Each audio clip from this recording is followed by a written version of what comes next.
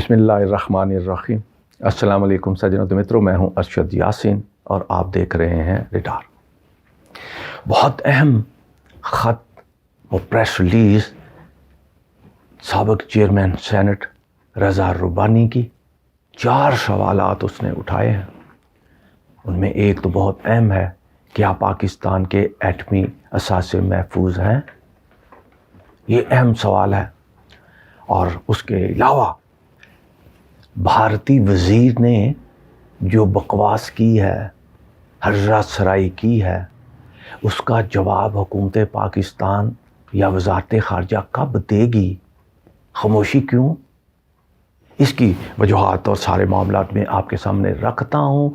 और पाकिस्तान और चीन के दरमियान स्ट्रेटजिक जो ताल्लुकात हैं, अब वो किस नौइयत के हैं और कैसे हैं, इस पर भी बात करते हैं। और अमेरिका पाकिस्तान से चाहता क्या है?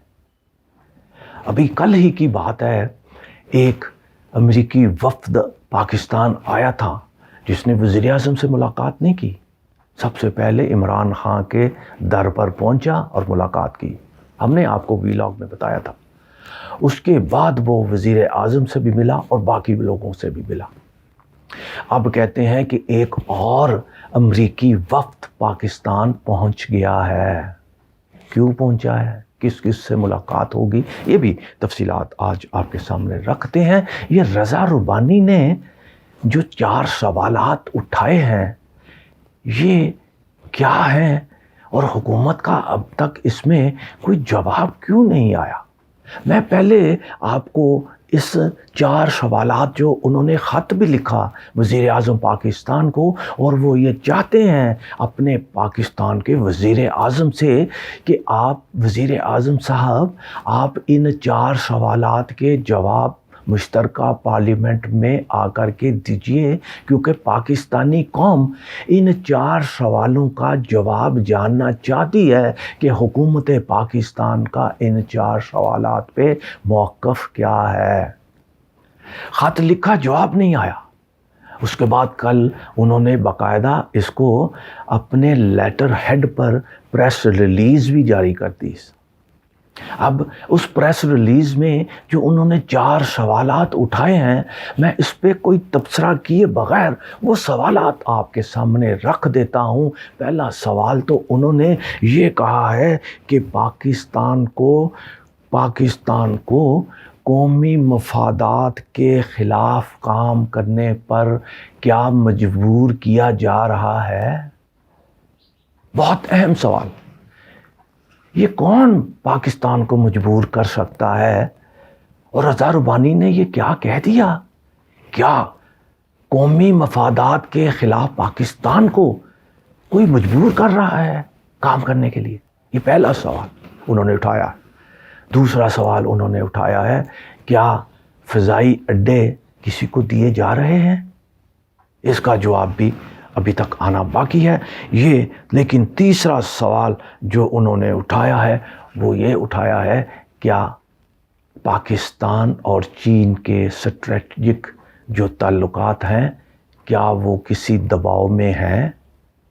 और साथ ही उन्होंने ये भी सवाल उठाया है, क्या पाकिस्तान के एटमी असासे भी दबाव में हैं या ख़तरात में हैं? ये 4 सवालात हैं जिससे हुकूमत की नींदें उड़ गई हैं और अब तक इनका जवाब, इसके बावजूद कि एक चेयरमैन साबिक़ सेनेटर और पाकिस्तान पीपल्स पार्टी के एक अहम रहनुमा ने ये 4 सवालात उठाए हैं। अब ये 4 सवालात आप सिर्फ उस शख्स के ना समझिए कि वो एक सेनेटर हैं, बल्कि इसको इस अंदाज से भी इसका जायज़ा लीजिए कि वो इस हुकूमत की अहम पार्टी के इत्तेहादी भी हैं, पाकिस्तान पीपल्स पार्टी के अहम रहनुमा हैं। और ये सवालात जब पार्लियामेंट के अंदर, मैं अपने तजर्बे की रोशनी में आपको बताता हूँ कि ये जब सवालात उठाए जाते हैं पार्लियामेंट में, भले कौमी असम्बली हो, सेनेट हो या सूबाई असम्बलियाँ हों, उसमें अपनी पार्टी से मुशावरत की जाती है, उसके बाद सवालात उठाए जाते हैं। اور زیادہ تر حکومتی ارکان کو یہی گلا رہتا ہے کہ ہم جو بات کرنا چاہتے ہیں وہ ہم سوال اٹھا ہی نہیں سکتے، کیونکہ ہماری جو پارٹی ہے پارلیمانی پارٹی اجازت ہی نہیں دیتی۔ اب یہ سارے جو قواعد و ضوابط ہیں، اس کے بعد بھی اگر سینیٹر رضا ربانی نے یہ سوالات اٹھائے ہیں تو اس کا مطلب پھر صاف صاف ہے کہ پاکستان پیپلز پارٹی کی رضامندی سے یہ سوالات اٹھائے گئے ہیں، اور یہ چاروں سوالات جو ہیں یہ پاکستان کی سلامتی سے متعلق ہیں۔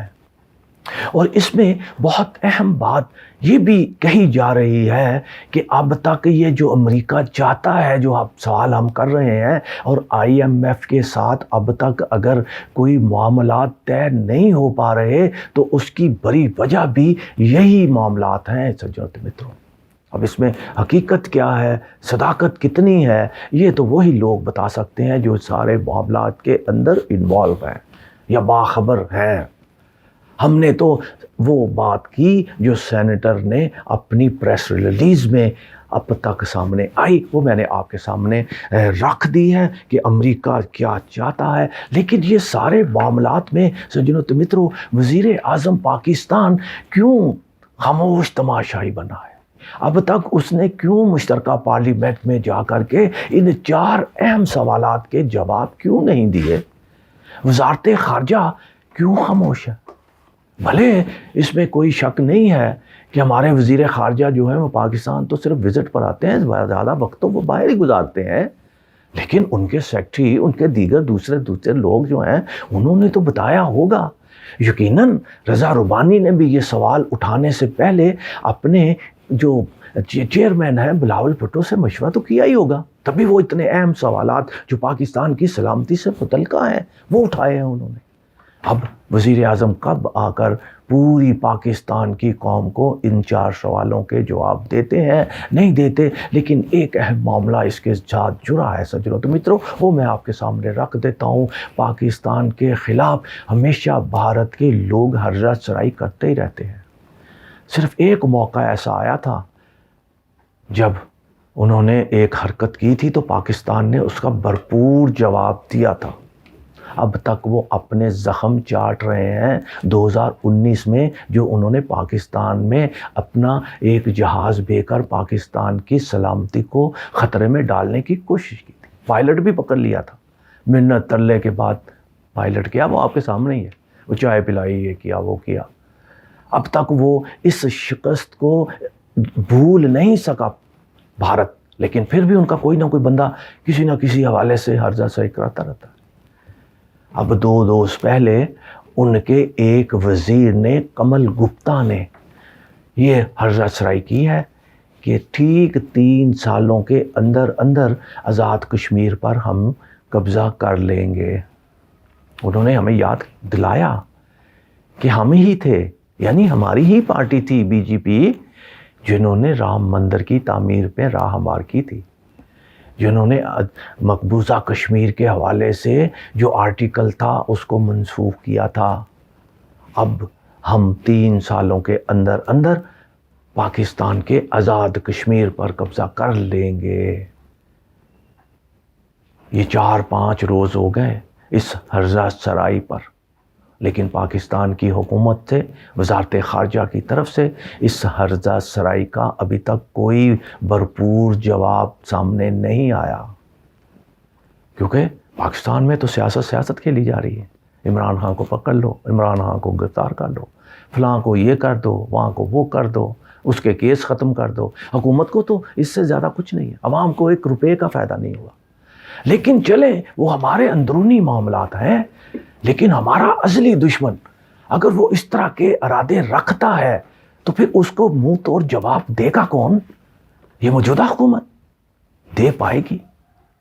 دیکھتے ہیں رضا ربانی کے 4 اہم سوالات کے جواب وزیر اعظم کب دیتے ہیں، اور اس ہرزہ سرائی کا وزارت خارجہ کب جواب دیتا ہے اور کیا جواب۔ پاکستان زندہ باد۔